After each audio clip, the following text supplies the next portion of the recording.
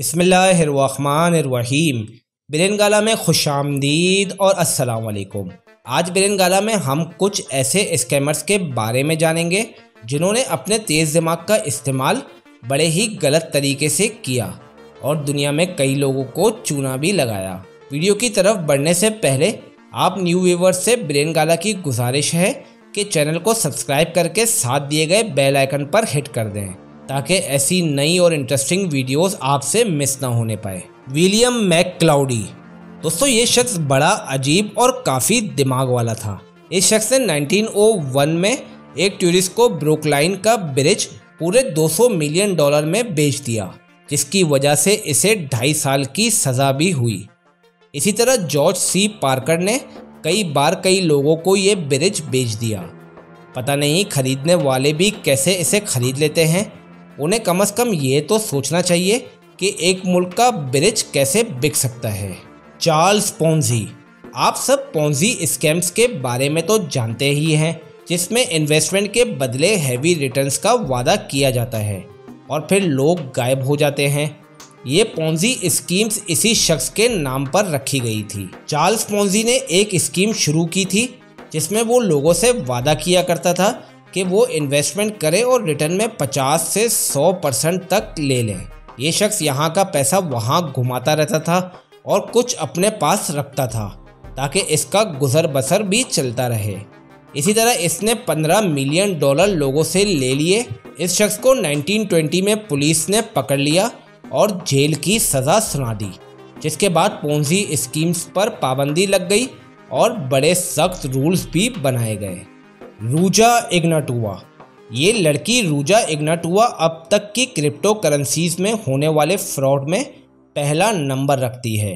इस लेडी ने बिटकॉइन की तरह OneCoin करके एक करेंसी लॉन्च की और लोगों से अरबों डॉलर की इन्वेस्टमेंट कराई और फिर एक दिन अचानक गायब हो गई। एक एवरेज के मुताबिक इसने $15 बिलियन का फ्रॉड किया और फिर कॉइन बन करके खुद भी कहीं गायब हो गई। एना सोरोकिन। ये एक जर्मन रशियन गर्ल है जो अपनी जवानी में न्यूयॉर्क चली गई थी। न्यूयॉर्क में इसने जो फ्रॉड किया, इसने पूरी दुनिया को हिलाकर रख दिया। एना ने एक जाली शनाख्त बनाई और न्यूयॉर्क में सबसे कहा कि वो एक बिलियनियर फैमिली से ताल्लुक़ रखती है और इसे विरासत में $600 करोड़ मिले हैं। इस झूठ की बुनियाद पर इसने अपने दोस्तों, बैंक्स और लग्जरी होटल से लाखों डॉलर का फ्रॉड भी किया। ये लड़की इस झूठ को बुनियाद बनाती और सबसे पैसे हेंटती थी, मगर एक दिन इसका झूठ पकड़ा गया और पुलिस ने इसे अरेस्ट कर लिया। फ्रैंक एबनागेल। न्यूयॉर्क का रिहायशी फ्रैंक एबनागेल इंतहाई चालाकी से जाली चेक पर जाली साइन करने में अपनी महारत रखता था। सिर्फ इतना ही नहीं बल्कि ये शख्स अलग अलग रूप लेने में भी एक्सपर्ट था। इस शख्स ने 5 साल में 26 मुल्कों में जाली चेक्स के थ्रू $26 का फ्रॉड किया था। बाद में इस शख्स को पुलिस ने अपनी हिरासत में ले लिया, मगर फ्रैंक पुलिस का रूप लेकर वहाँ से भी भाग निकला। पुलिस डिपार्टमेंट ने बजाय इसको सज़ा देने के इसके दिमाग को अपने काम में लेने का फैसला किया और इसकी सज़ा माफ़ करके इसे फ्रॉड्स को पकड़ने का काम दे दिया गया। Equity funding corporation of America.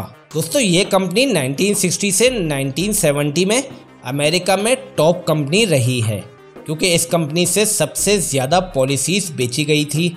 लोग धड़ाधड़ इस कंपनी में इन्वेस्ट कर रहे थे और ये कंपनी दिन दुगनी रात चुगनी तरक्की कर रही थी। मगर अनफॉर्चुनेटली पॉलिसी होल्डर्स को बड़ा धोखा हुआ, क्योंकि 60,000 से ज़ायद पॉलिसीज़ फेक और फ्रॉड थी। ये कंपनी लोगों से प्रीमियम लेकर दूसरी इंश्योरेंस कंपनी में अपने प्रीमियम्स पे करती थी और करोड़ों डॉलर का प्रॉफिट बनाती थी।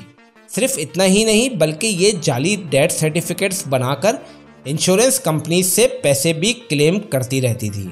मगर फिर बाद में इसका फ्रॉड पकड़ा गया और कई डायरेक्टर्स को जेल जाना पड़ा।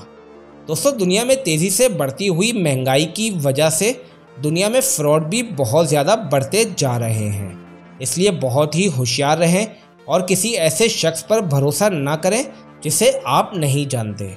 इस वीडियो को अपने दोस्तों से ज़रूर शेयर करें ताकि वो भी अवेयर हो सकें। अपना बेहद ख्याल रखें। फिर मिलते हैं एक नई और इंटरेस्टिंग वीडियो के साथ।